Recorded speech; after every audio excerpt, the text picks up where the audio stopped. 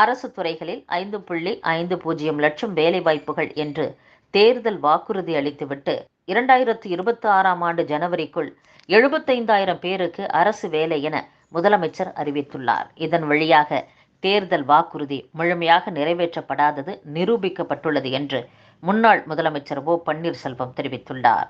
அத்துடன் கடந்த 3 ஆண்டுகளில் 65,483 பணியிடங்கள் மட்டும் நிரப்பப்பட்டுள்ளன. இவற்றில் தேர்வு முகமை வழியே கருணை அடிப்படையில், ஒப்பந்த அடிப்படையில் பணி அமர்த்தப்பட்டோர் விபரத்தை தெரிவிக்க வேண்டும். முறையான சம்பள விகிதத்தில் எத்தனை பேர் தொகுப்பூதியத்தில் உள்ளனர் என்பதை தெரிவிக்க வேண்டும். கடந்த 3 ஆண்டுகளில் 3.30 லட்சம் பணியிடங்களை நிரப்பியிருக்க வேண்டிய நிலையில் 65,000 பணியிடங்கள் மட்டும் நிரம்பியது அரசின் மெத்தன போக்கையும் திறமையின்மையையும் படம் பிடித்து காண்பிக்கிறது என்றும், இளைஞர்களுக்கு அரசு வேலைவாய்ப்பை வழங்குவதில் திமுக அரசுக்கு அக்கறை இருக்குமானால் காலியாக உள்ள அரசு பணியிடங்கள் நிரப்பப்பட வேண்டும் என்றும் ஓ பன்னீர்செல்வம் வலியுறுத்தியுள்ளார். நெல் குவிண்டாலுக்கு 3,100 ரூபாய் என நிர்ணயம் செய்து தமிழக அரசு வழங்க வேண்டும் என்று தமிழ்நாடு அனைத்து விவசாயிகள் சங்கங்களின் ஒருங்கிணைப்பு குழு தலைவர் PR பாண்டியன் வலியுறுத்தியுள்ளார். டெல்டா மாவட்டங்களின் விவசாயத்திற்காக 1,250 மெட்ரிக் டன் உரம் தூத்துக்குடியிலிருந்து ரயில் மூலம் மயிலாடுதுறைக்கு கொண்டு வரப்பட்டுள்ளது. சிவகங்கை மாவட்டத்தில் உள்ள பல்வேறு அரசு மருத்துவமனைகளில் மருத்துவர்கள் பற்றாக்குறையால் நோயாளிகள் அவதிக்கு உள்ளாவதாக கூறப்படுகிறது. பூரண மதுவிலக்கை அமல்படுத்த வேண்டும் என்பன உள்ளிட்ட பல்வேறு கோரிக்கைகளை வலியுறுத்தி மக்கள் அதிகாரம் அமைப்பினர் திருச்சியில் தொடர் உண்ணாவிரத போராட்டத்தில் ஈடுபட்டுள்ளனர். திருச்சி மாநகரில் அண்மையில் இரவு பணியில் இருந்த போலீசார் 88 பேருக்கு மெமோ கொடுக்க மாநகர காவல் ஆணையர் என் காமினி உத்தரவிட்டுள்ளார். திருச்சி மாநகரில் குற்றங்களை தடுக்க 24 மணி நேரமும் போலீசார் தீவிரமாக கண்காணிக்க நடவடிக்கை எடுக்கப்படுகிறது. இந்நிலையில் கடந்த 23ஆம் தேதி இரவு திருச்சி மாநகரில் பல்வேறு வழிப்பறிகள், சங்கிலி பறிப்புகள் நடந்ததாக புகார்கள் அதிக அளவில் வந்தன. அன்றைய தினம் மாநகரம் முழுவதும் ஆய்வாளர்கள், காவலர்கள் என 88 பேர் பாதுகாப்பு பணியில் ஈடுபட்டிருந்ததையும் மீறி இந்த குற்றங்கள் நடந்துள்ளன. இருசக்கர வாகனத்தில் வந்த 2 சிறுவர்கள், ஒரு இளைஞர் என 3 பேர் மாநகரின் பல்வேறு பகுதிகளில் வழிப்பறிகளில் ஈடுபட்டுள்ளனர். இந்நிலையில் திருச்சி மாநகர காவல் ஆணையர் காமினி தலைமையில் காவல் ஆணையரகத்தில் நடைபெற்ற கூட்டத்தில் இந்த விவகாரம் குறித்து பேசப்பட்டது.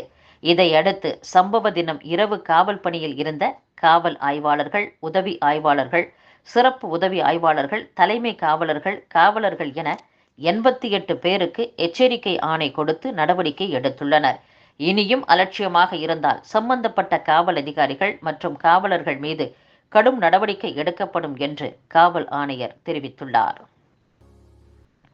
தூத்துக்குடியில் உள்ள டாஸ்மாக் கடையில் ஊழியர்களை மிரட்டி மதுபான பெட்டியை பறித்துச் சென்ற வழக்கில் 2 பேரை போலீசார் கைது செய்துள்ளனர். புதுக்கோட்டை மாவட்டத்தின் சுற்றுச்சூழலை பெருமளவில் பாதித்துள்ள தைல மரங்களை விரைவில் அகற்ற வேண்டும் என்று முதலமைச்சர் மு.க. ஸ்டாலினை சென்னை தலைமை செயலகத்தில் சந்தித்து இந்திய விவசாயிகள் சங்கத்தின் மாநில பொதுச் செயலர் GS தனபதி வலியுறுத்தியுள்ளார். தென்காசி மாவட்டம் குற்றாலம் அருவிகளில் குளிப்பதற்கான தடை விலக்கிக் கொள்ளப்பட்டதை அடுத்து 3 நாட்களுக்கு பிறகு சுற்றுலா பயணிகள் அருவிகளில் உற்சாகமாக குளித்து மகிழ்ந்தனர்.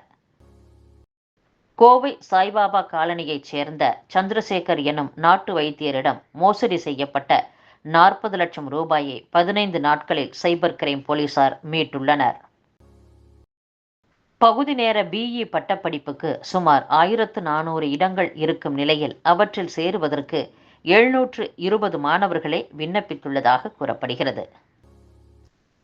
கோவை ஆடிப்பெருக்கு வீர வழிபாடு வழக்கிலிருந்து இந்து மக்கள் கட்சி நிறுவன தலைவர் அர்ஜுன் சம்பத் உள்ளிட்ட 4 பேர் விடுவிக்கப்பட்டுள்ளனர். கோவை ஆத்துப்பாலம் இந்துக்கள் மயானத்தில் ஆடிப்பெருக்கு வீர வழிபாடு நடத்துவதற்கு இந்து மக்கள் கட்சி சார்பில் திட்டமிடப்பட்டிருந்தது. இதற்கு காவல்துறை அனுமதி வழங்கப்படாத நிலையில் அனுமதியின்றி கூட்டம் கூடியதாகவும் ஊர்வலம் நடத்தியதாகவும் இந்து மக்கள் கட்சியின் நிறுவன தலைவர் அர்ஜுன் சம்பத் உள்ளிட்ட 4 பேர் மீது வழக்கு பதிவு செய்யப்பட்டிருந்தது.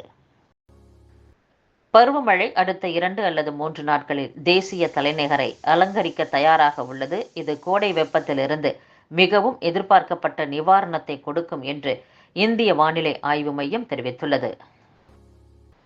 காங்கிரஸ் ஆட்சியில் பிரகடனப்படுத்தப்பட்ட அவசர நிலையை விட பாஜக ஆட்சியில் அறிவிக்கப்படாத அவசர நிலையே மோசமாக இருந்தது என மாநிலங்களவை திமுக குழு தலைவர் திருச்சி சிவா குற்றம் சாட்டியுள்ளார். குடியரசுத் தலைவர் உரைக்கு பின்னர் பத்திரிகையாளர்களை சந்தித்த போது திருச்சி சிவா இவ்வாறு பேசியுள்ளார். புதிய குற்றவியல் சட்டங்கள் ஜூலை 1ஆம் தேதி முதல் அமலுக்கு வரவுள்ள சூழலில் இந்த சட்டங்கள் குறித்து 5.65 லட்சம் காவலர்கள், சிறை, தடயவியல், நீதித்துறை அதிகாரிகள் மற்றும் சுமார் 40 லட்சம் தன்னார்வலர்களுக்கு பயிற்சி அளித்து தயார்படுத்தும் நடவடிக்கைகளில் மத்திய உள்துறை அமைச்சகம் மும்முரமாக ஈடுபட்டுள்ளது. போக்சோ வழக்கில் கர்நாடக முன்னாள் முதலமைச்சர் எடியூரப்பா மீது குற்றப்பத்திரிகை தாக்கல் செய்யப்பட்டுள்ளது. பெங்களூரு சதாசிவநகர் காவல் நிலையத்தில் பெண் ஒருவர் தாக்கல் செய்திருந்த புகாரில் பெங்களூரு டாலர்ஸ் காலனி இல்லத்தில் பிப்ரவரி 2ஆம் தேதி முன்னாள் முதலமைச்சர் எடியூரப்பாவை சந்தித்த போது தனது 17 வயது மகளை பாலியல் துன்புறுத்தலுக்கு உட்படுத்தியதாக குற்றம் சாட்டியிருந்தது குறிப்பிடத்தக்கது.